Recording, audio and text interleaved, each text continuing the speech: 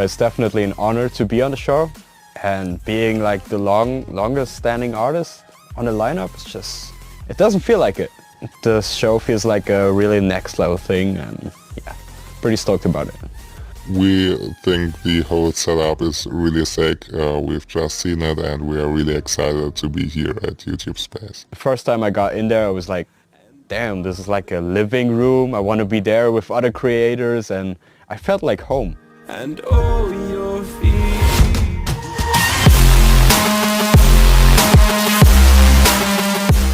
This will be the first kind of live, just me at the front performing it rather than behind the decks performing it, is a lot more daunting. I mean, live stuff is always scary, but this kind of live is much more scary because it's not just you're singing it live in front of an audience, it's then going to be on the internet forever.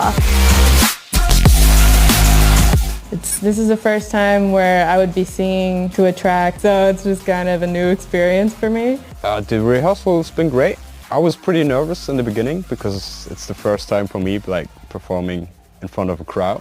I'm going to be performing all subs now in two parts. One part is the acoustic part with a MIDI piano keyboard. I'm just going to play the melody and the chords. And the second part is now on the launch pad. Slice up the whole track into 500 pieces. So every time I press a button, it's just a tiny piece. So I have to time it perfectly. We are going to perform Waiting and Perfect 10 the first time together. So we actually made an extra intro version and an extra transition for all that. So we're gonna have the live piano on it and the launch pad.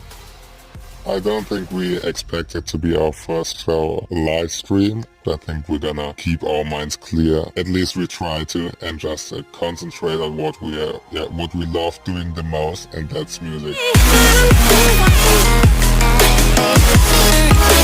First release on NCS, never have I felt this. The response has been incredible. The feedback is just great.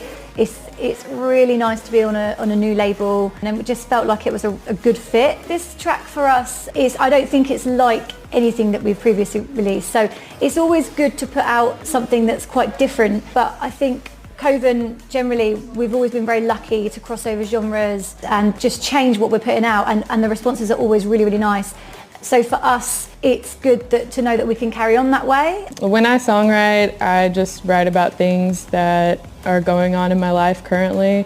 For the Subtact song, Want You, I met my boyfriend like 2 days prior to that, wrote a song about it. This Lost Sky Dreams is, I wrote about my dad. He recently passed away from cancer. The track just felt like it should be about that. It was a really emotional track and a really big track, and I had to give my dad some of the spotlight.